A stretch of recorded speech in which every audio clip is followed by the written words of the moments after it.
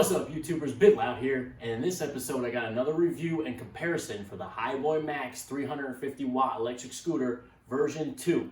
Now, if you did my last video, I did the review on the version 1, and they actually had one in between versions 1 and 2 where they changed it up here. If you noticed before on my old video, the scooter I originally had only had one brake. In between versions 1 and 2, they actually added an electronic brake to go with the normal brake. So there was an upgrade that they silently added. But in this one, I'm going to compare it to the new version 2 scooter, see the differences, see what they upgraded, and see what it's got. So yeah, like I said, this is the HiBoy MAX 350 watt electric scooter version 2.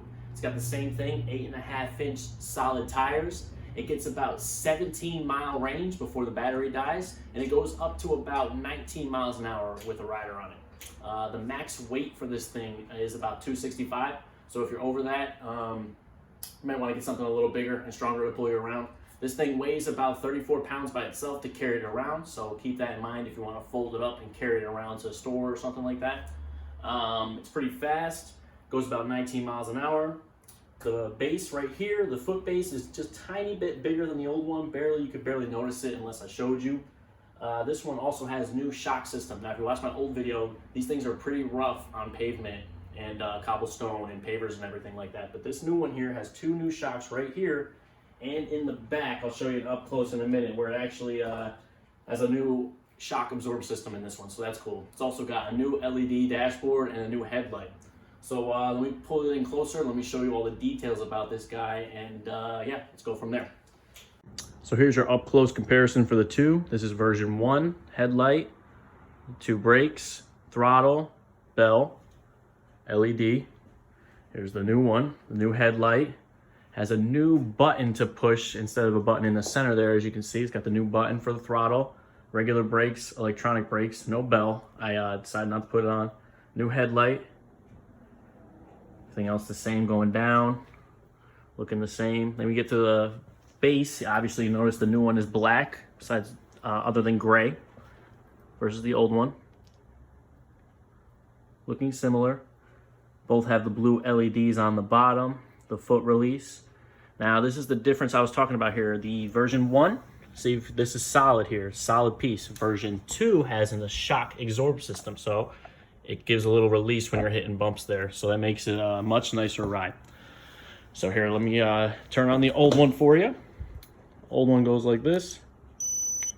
Okay, sport mode, everything like that with the throttle, electronic brake, regular brake. Now, you guys remember, if you pull the brake, it should set the light off, but the light doesn't seem to be going off on this one. Maybe that's not connected. But we got the new one, so new one, we're gonna hold the button. Same thing. There's your new LED. Same thing as before. If you want to change it into beginner mode, you press it once. Blue. Medium mode, press it again. Orange. And then back to sport mode, press it again. Red. Okay. Now double click his headlight. There's the headlight on it. Gave you the notification that the headlight's on. Very bright LED. Very nice. Okay. Now double click it again to turn it off. 1, 2. Headlight off. Now you click it 3 times to go from MPH to KMH. So 1, 2, 3.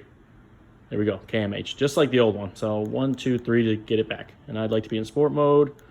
So let me get it back to sport mode. Okay. Now they got the blue LEDs. Like I told you before, those are non-changeable LEDs. They don't go to the music. They don't change colors. That's what they are. That's it. Now on the old one here, remember on my old one, it has a USB slot on the version 1 here where you can charge your phone.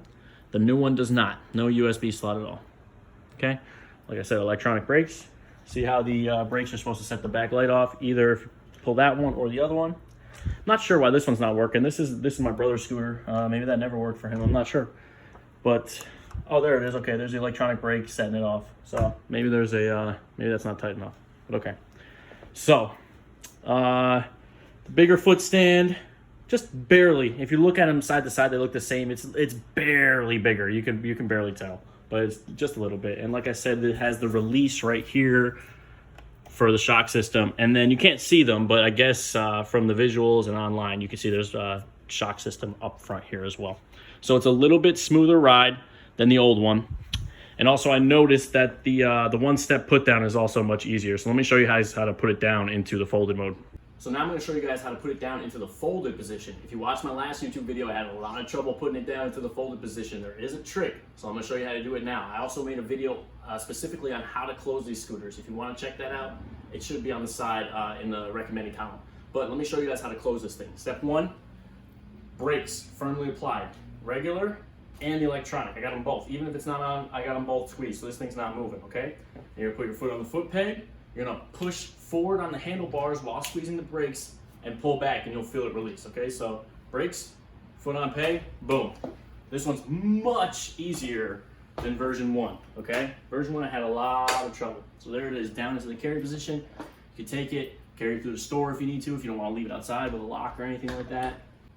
So what do you guys think about the HiBoy MAX scooters? Are they worth the value? To me, they are. For much cheaper than a Segway 9-bot, you get the same experience and the same amount of fun. You just gotta keep up on it. Make sure, you take care of your things and they'll take care of you. If you like this video, make sure to like, subscribe, comment down below. Let me know what your favorite part about the scooter is. But for now, I guess you could say it got a bit loud this episode. See you guys later.